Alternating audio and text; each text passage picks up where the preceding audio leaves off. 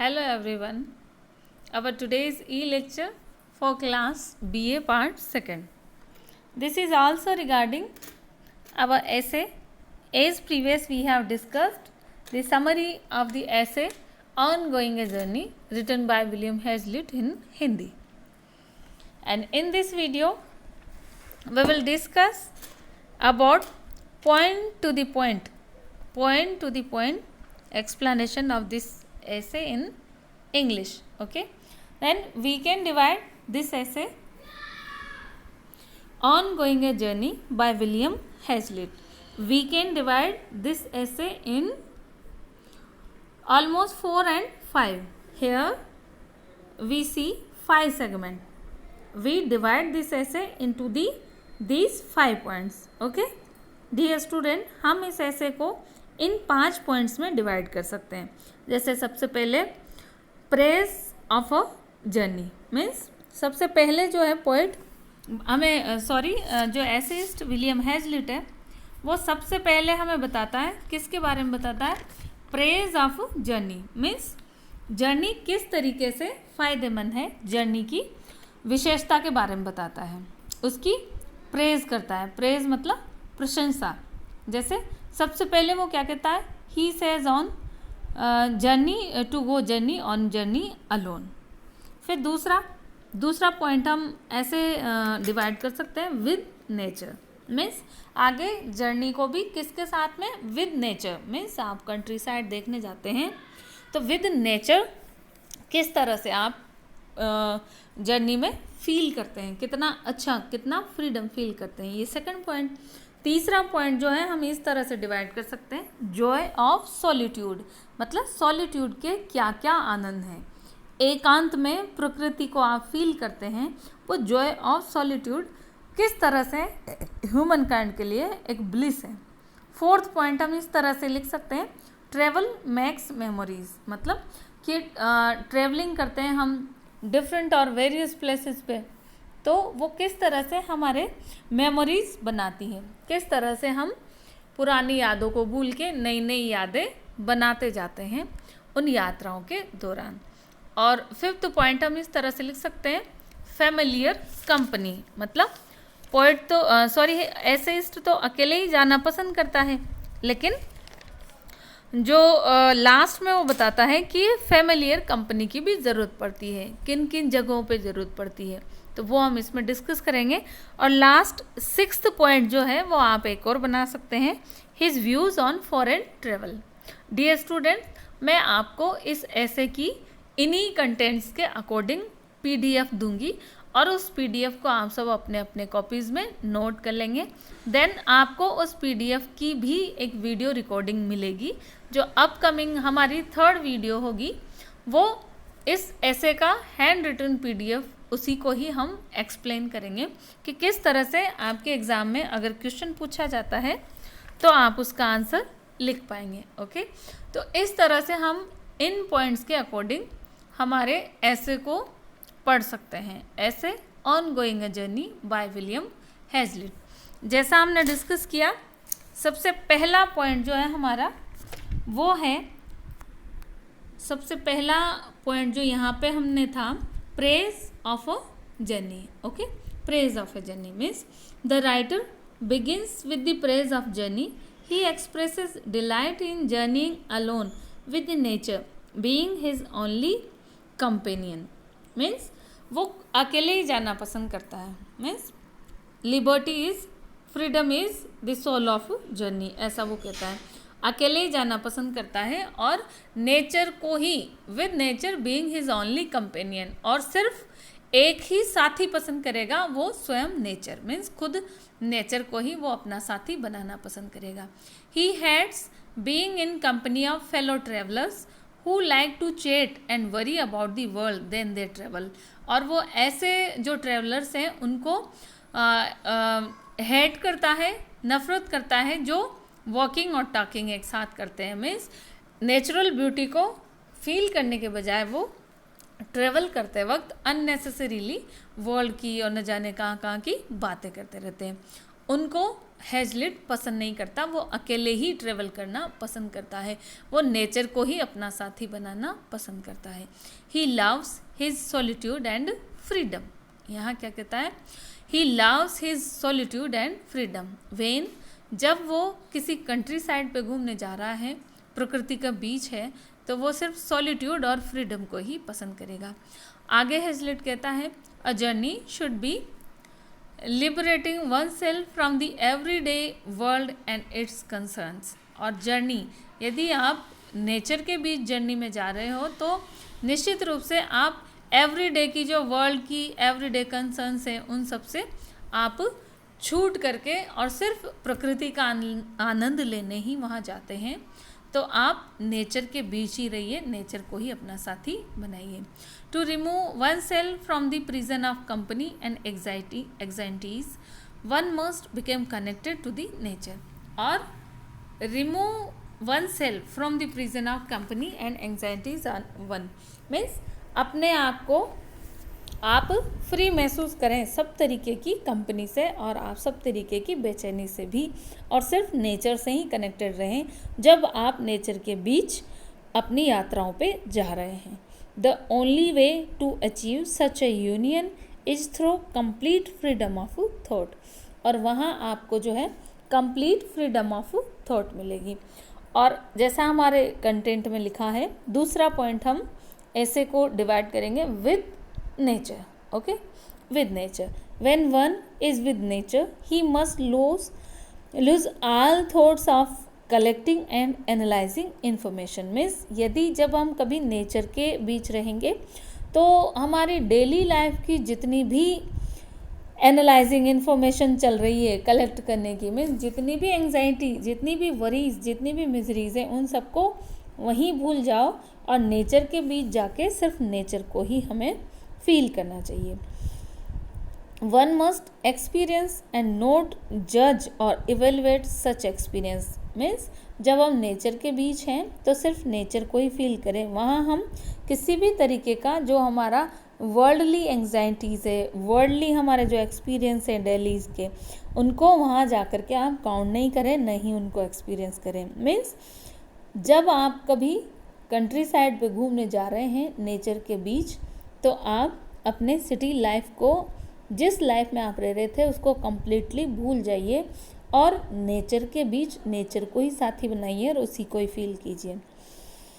And however when we have the company of another person, we always have to communicate and express our experience into hasty words. Means जब with nature means Hazlitt जब कभी घूमने जाना चाहता है तो वो अकेले ही जाना चाहे, विद नेचर वो अकेले ही रहना चाहता है, क्योंकि वो नहीं चाहता कि जब वो घूमने जा रहा है और नेचर का आनंद ले रहा है तो उस बीच कोई मित्र उसके साथ हो, क्योंकि वो हमारे नेचुरल ब्यूटी को फील करने में इंटरप्ट कर सकता है। और अगला जो पॉइंट है हमारा वो है जॉय ऑफ सॉलिट्यूड। किस तरह से राइटर ने जॉय ऑफ सॉलिट्यूड को एक ह्यूमन काइंड के लिए ब्लिस बताया है। The writer believes all the forms of ecstasy that a journey offers can truly be joined in solitude. One can be greedy in such a setting, allowing oneself to sing, dance and be free without being judged. The pure joy of delicious food and appetizing smells coming from the steaming pot of the food should not be wasted over the cheap conversation. He claims when you ignore your fellow traveler, you are ignoring your own grievances and worries. You are unidentifiable and almost invisible. You do not have to be the person everyone knows you to be, and you can lose your very identity and with its your inhibitions and biases and preferences. Means कि आप solitude में अगर हैं, अकेले हैं, कोई आपका मित्र भी आपके साथ नहीं है, बिल्कुल अकेले ही आप जा रहे हैं, तो वो भी आपके लिए एक ब्लिस है। Means in Next point, Hazlitt tells about the joy of solitude. He wants to go on a journey alone, and wherever he stays, means जहाँ भी वो रहता है, he wants to remain unknown as a stranger in a company of the people. means in joy of solitude का मतलब कि जहाँ भी आप रुकते हो यात्रा के दौरान, तो वहाँ आप स्ट्रेंजर बन के रहें. किसी भी इन में आप रुक रहे हैं, किसी होटल में आप ठहर रहे हैं, तो वहाँ पे भी आप अजनबी बन के रहो, उसमें भी और ज़्यादा आनंद आएगा. क्यों? So he says when we go to the tours and stay tours and stay somewhere at the inn, we should live there without revealing identity. उन इन में जब हम रहते हैं तो हमें हमारी आइडेंटिटी नहीं बतानी चाहिए. We may live there by any name, किसी भी नेम से आप वहाँ रह सकते हैं. Thus we may give ourselves the character of our choice. और वहाँ हम खुद को किसी भी नाम से बता करके आप उस सॉलिट्यूड का भी एंजॉय कीजिए, जहाँ आपको कोई जानेगा नहीं, कोई पहचानेगा नहीं. आप आपकी मर्जी से कहीं भी रह सकते हैं, कैसे भी रह सकते हैं, कुछ भी खा सकते हैं, कहीं भी घूम सकते हैं. तो इस तरह से ये थर्ड पॉइंट हमारे ऐसे का था, the Joy of solitude. Fourth point ऐसे को हम डिवाइड कर सकते हैं, ट्रैवल मेक्स मेमोरीज. जैसा हमारा फोर्थ पॉइंट है, ट्रैवल मेक्स मेमोरीज. ओके, तो कहने का मतलब ये है कि ऑन गोइंग ए जर्नी, इस ऐसे में आगे पोइट कहता है अगले पॉइंट में, ट्रैवल मेक्स मेमोरीज, कि किस तरह से ट्रैवल जो है वो आपकी मेमोरीज बनाता है.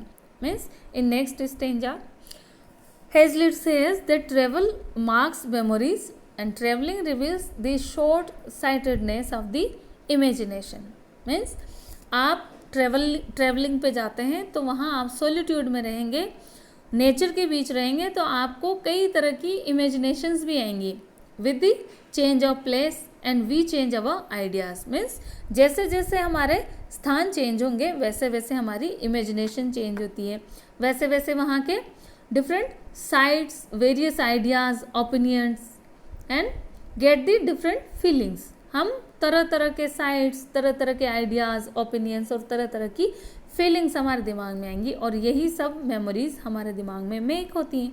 It means we can say travel makes memories. तो ये हमारा फोर्थ पॉइंट जो है इस ऐसे का.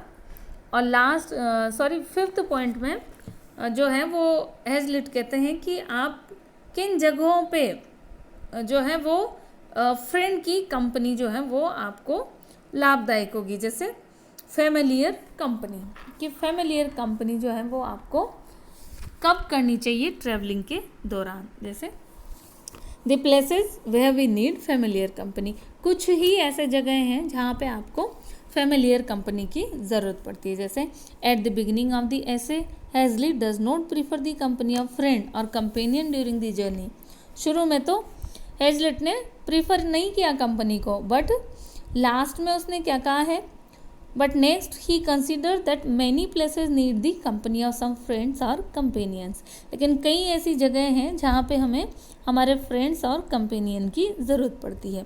He says when we go to visit the historical places, ancient monuments or pictures, we need a friend or companion to discuss our that things. Means यदि हम कहीं पे एंशियंट मोनूमेंट, पिक्चर और कुछ भी हिस्टोरिकल प्लेसेस देखने जा रहे हैं, तो वहाँ निश्चित रूप से हमें उन जगहों के बारे में डिस्कस करने के लिए किसी कंपेनियन और किसी साथी की ज़रूरत पड़ती है. तो इस तरह से लास्ट जो फिफ्थ पॉइंट है उसमें वो बताता है कि हमें किस तरह किन जगहों पे सिर्फ दोस्त की ज़रूरत पड़ती है. कभी कभी हमें विदेश यात्रा के दौरान भी दोस्त की ज़रूरत पड़ जाती है. कब, किन कंडीशन में, जबकि हम वहाँ की लैंग्वेज नहीं जानते. और लास्ट में हम इस ऐसे को एक और पॉइंट दे सकते हैं, his views on foreign travel. और आखिरी में वो विदेश यात्रा के बारे में अपने विचार व्यक्त करता है. क्या कहता है, Hazlitt does not prefer foreign travelling. He has describe unpleasant features of the traveling abroad, and he says although there is a general thinking that the foreign travel adds to one's knowledge, experience and delight. So Hazlitt, but here Hazlitt did not object this viewpoint. Object means dispute.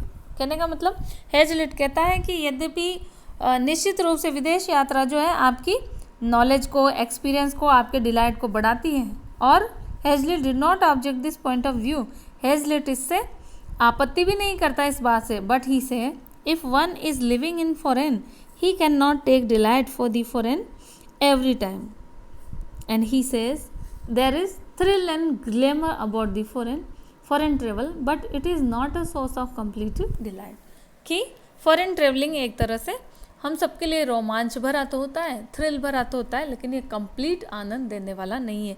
कितने time तक आप खुश रह सकते हो? जितने time आप foreign में रहोगे। ऑल ओवर आपको आना तो अपने ही जगह पे है। So it is true that after having travel abroad we become a subject of conversation among those of our fellow man who are living in the motherland. Means आपके मदरलैंड में रहने वाले लोगों के बीच तो आप वाह लूट लोगे फॉरेन ट्रेवलिंग करके, but when they go foreign they being away from their own country. लेकिन कोई भी विदेश में जाता है तो वो अपने देश, अपनी ओन कंट्री से पूरी तरह से कट जाता है, अलग हो जाता है। And he next argues that no doubt that the foreign travel is full of thrill and delight but this enjoyment is not permanent, it is like a dream. इसलिए हेजलिट जो है फॉरेन ट्रेवलिंग को अच्छा नहीं मानता। वो खुद last में भी क्या कहता है, Hazlitt shows his love of the motherland when he says that he could spend his whole life in a foreign land but only if he could be assured of another life in his motherland। Means वो कहता है कि मैं foreign country में जाना पसंद तो करता हूँ, लेकिन कब कि मुझे अपने देश में बिताने के लिए एक जन्म और फॉरेन में बिताने के लिए कोई दूसरा जन्म मिले तो मैं वहाँ जा सकता हूँ। तो इस तरह से ये आज हमारा ऐसे, जिसको हम इस तरह 6 कंटेंट में बांट सकते हैं, डिवाइड कर सकते हैं। आई होप आपको थोड़ा तो समझ आया होगा, और नेक्स्ट वीडियो जो हमारी होगी इस ऐसे से रिगार्डिंग, उसमें हम कंप्लीट PDF आपको प्रोवाइड करूँगी, और उस PDF में आपको इस ऐसे को पॉइंट टू द पॉइंट जो है वो समझाऊँगी। तो बने रहिए मेरे साथ नेक्स्ट वीडियो में।